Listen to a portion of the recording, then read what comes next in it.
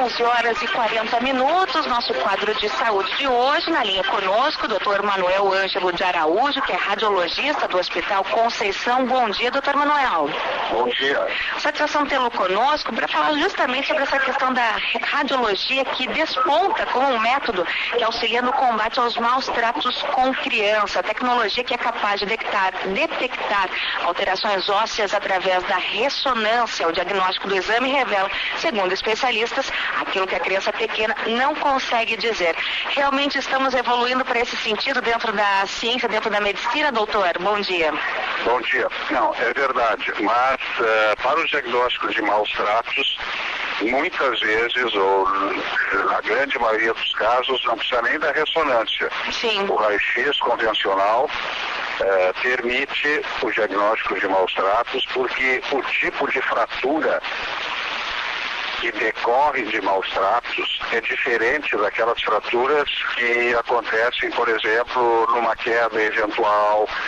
Então, muitas vezes nós estamos fazendo um raio-x de tórax ou um raio-x de abdômen numa criança que muitas vezes não tem nenhuma suspeita de maus tratos e nos deparamos com fraturas que acontecem quase que exclusivamente nessa situação. E muitas vezes nós, da radiologia, ainda com o raio-x convencional, somos os primeiros a levantar a suspeita de maus tratos, e que muitas vezes depois se confirma, em função dessas fraturas que têm uma especificidade muito grande e que pode ser vista pelo raio-x, mas existem situações, por exemplo, que o mau trato acontece no cérebro e aí, nessa situação, a ressonância é extremamente útil.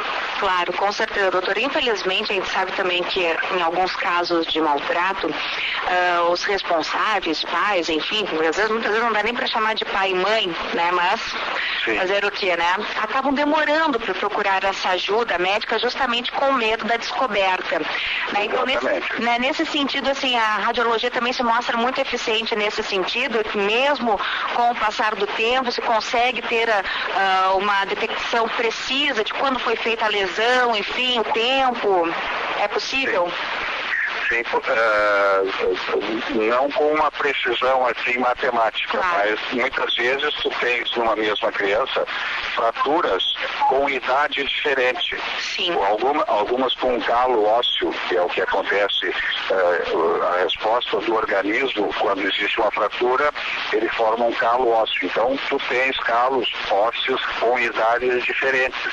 E, portanto, tu sabe que essa criança já foi maltratada também em períodos diferentes e, pelo tamanho do calo, tu pode precisar, se isso aí aconteceu um mês atrás, 20 e poucos dias atrás, ou aconteceu ontem. Claro, é possível. Com certeza. Eu lhe pergunto, no caso da criança, né, a gente já sabe que é possível, mas penso eu também os idosos. Tem muitos idosos que acabam sendo cuidados por terceiros, que já não tem mais possibilidade de se defender da questão até mesmo de acusar. Também é possível nesse sentido a radiologia auxiliar? Sim. O idoso e a criança, eles têm algumas semelhanças exatamente por essas coisas que tu falaste. Sim. A criança muitas vezes não verbaliza e o idoso também, por outros problemas decorrentes né, não consegue também verbalizar ou tem medo de verbalizar. São quadros muito semelhantes, a criança pequena e o idoso. É verdade, não, e penso eu também, doutora, a gente às vezes acaba se mobilizando, né, principalmente casos que acabam saindo na mídia, como a gente teve agora desse menino na Bahia, da questão das agulhas, né, mas penso eu que, infelizmente para vocês que trabalham dentro dos hospitais, é muito corriqueiro o caso de maus tratos com as crianças, doutor? No Hospital da Criança Conceição, onde eu trabalho, que é um hospital público, nós tivemos no ano de 2009 56 casos de maus tratos.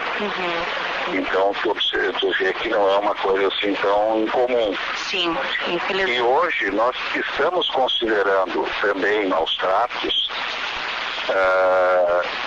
recém-nascidos que são filhos de mãe usuária de crack. Perfeito. Ou de outras drogas, porque o próprio cigarro acaba determinando comprometimento da criança intraútero.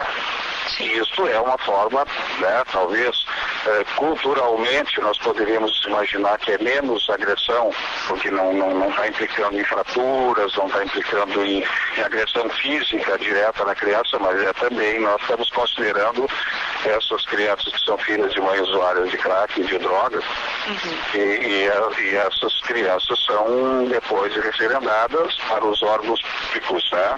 Claro. Juizado da infância e juventude, ou enfim, né? Porque essas crianças depois terão que ser cuidadas pelos avós ou vão ficar em lugares públicos, que muitas vezes também a gente não sabe o que é o pior maltrato, se a criança ficar na sua família ou se ir para essas instituições públicas onde nem sempre os cuidados também são os melhores. Ah, com certeza, doutor. Aproveitando a sua participação aqui conosco, nesse seu trabalho muito direcionado também com a questão da criança, a gente sabe que hoje em dia uma das maiores preocupações dos pais é justamente esse momento em ter que trabalhar e deixar as crianças em casa, né? Então, às vezes, os pais acabam suspeitando uma questão de maltrato, mas não tem como ter essa confirmação. A gente sabe de alguns casos daí que coloca filmadora para poder registrar. O que a senhora alertaria, então, os pais que estão nos ouvindo agora, justamente dessa questão do maltrato? Ficar atento ao quê? Quais são as respostas, de repente, que a criança, até como uma forma de resposta imediata, assim, poderia ser já acusando de que algo está acontecendo com essa criança? Eu acho que quando a criança já tem condições de verbalizar, o diálogo entre os pais e a criança é o mais importante, porque se a criança se sente segura com os seus pais, ela acabará verbalizando isso se o diálogo for um diálogo aberto, for um diálogo franco. No caso da criança pequena, que ainda não fala, eu acho que é importante observar as reações da criança quando está no colo, por exemplo, da pessoa que a cuida, porque a criancinha pequena, ela acaba também reagindo através do choro ou de alguma forma externando que não gostaria de ficar com aquela pessoa que está cuidando, porque ela sabe quem é, né? Claro. A criança pequena percebe pelo olfato, pela forma com que está sendo, com que está no colo, ela sabe quem está cuidando dela, né? Ela reconhece. Então, também, se por parte da criança houver qualquer situação que permita pensar em uma coisa tipo aversão, né? Claro. É importante os pais observarem esse fato. Com certeza. Doutor, gostaria de agradecer imensamente a sua participação aqui conosco, justamente, então, nos auxiliando nesse sentido e nos alertando, né, para que esses casos realmente, de fato, eles acontecem, né, infelizmente não estão tão distantes da gente quanto nós gostaríamos, né, e que a medicina está aí para auxiliar, então, nesse sentido, né, doutor? Muito obrigado. Eu que agradeço.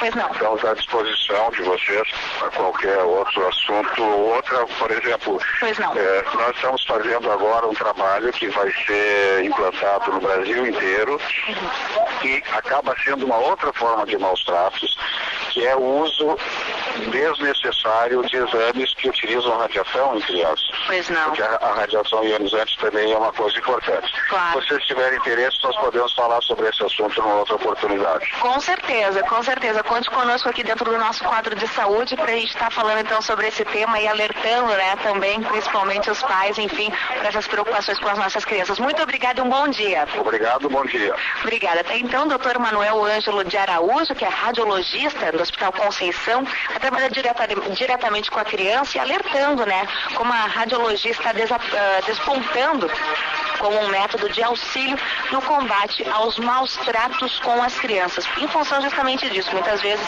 o agressor demora em dar o socorro para essa criança, então com o raio-x, enfim, se percebe uma lesão já calcificada, é aquela questão dos calos, como o próprio doutor diz, que se percebe que são lesões claras de maltrato, enfim, de abuso por parte de uma pessoa com força maior que a criança, é claro, e também muito utilizado hoje na questão dos idosos, né? Então, realmente, de fato, o auxílio da medicina nesse quesito dos maus tratos.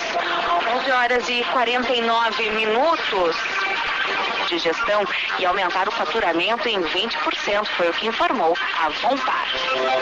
Está chovendo neste momento, informa aqui nosso colega da técnica Marco Aurélio Martins. Chove já em Porto Alegre, então, 11h51, temperatura é de 26 graus. Seguindo com as informações, impasse no Tribunal de Justiça, eleição dos vice-presidentes pode ser anulada. Quem nos conta é o Felipe Chamali.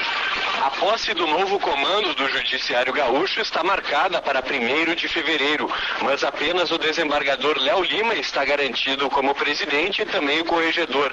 O primeiro, o segundo e o terceiro vice-presidente, integrantes da chapa, estão tendo a eleição questionada e o presidente do Supremo Tribunal Federal, o ministro Gilmar Mendes, deu prazo de 10 dias para que o Tribunal Gaúcho se manifeste. A ação, movida por outros 3 desembargadores, alega que a escolha não está de acordo com a lei orgânica da magistratura, que prevê o critério de antiguidade da escolha, e os 3 vices eleitos não seriam os mais antigos. O Tribunal de Justiça não se manifestou sobre a medida e garante que até agora a solenidade está confirmada, pois não houve nenhuma liminar impedindo a posse. Os vices eleitos José Aquino Flores de Camargo, Voltaire Lima de Moraes e Liz Helena Ribeiro também não se pronunciaram. Da Central de Jornalismo, Felipe Chamali. Obrigada, Chamali. E altas temperaturas do verão aumentam a preocupação da Secretaria da Saúde contra a dengue e a febre amarela. E que nos conta o repórter Luiz Alti Júnior. A chegada do verão aumenta a preocupação da Secretaria Estadual da Saúde com doenças como a dengue e a febre amarela. É que a primavera chuvosa e com temperaturas elevadas já deixou ambientes propícios à proliferação de mosquitos. Sobre a dengue, campanhas de combate aos focos do mosquito são veiculadas em rádio e TV. O coordenador do Centro Estadual de Vigilância em Saúde, Francisco Paz, avisa que na Argentina já há relatos de casos recentes de dengue. Por isso, ele reforça a necessidade de adotar cuidados básicos aqui no estado. Continuamos insistindo com a população para que se continue combatendo o mosquito Aedes aegypti. A segunda preocupação é a febre amarela. Com o verão, as pessoas se aproximam mais das matas e das beiras de rio, e nós já constatamos a circulação do vírus em pelo menos 293 municípios do estado. Sobre a febre amarela, o estado teve mais de 3,5 milhões de pessoas vacinadas até setembro. Mesmo assim, quem ainda não foi imunizado e vai viajar para municípios da área de risco deve buscar a dose com 10 dias de antecedência. Da Central de Jornalismo, Luiz Dalti Júnior.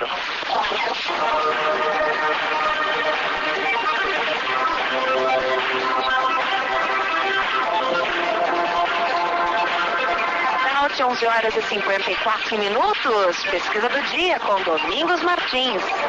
1825, Alexandre Dumas, pai aos 23 anos, participou de seu primeiro duelo. O autor de Os Três Mosqueteiros encheu suas obras com estas lutas. Dumas não se machucou seriamente, mas suas calças caíram durante o duelo. Em 1998, João Acácio Pereira da Costa, o bandido da luz vermelha,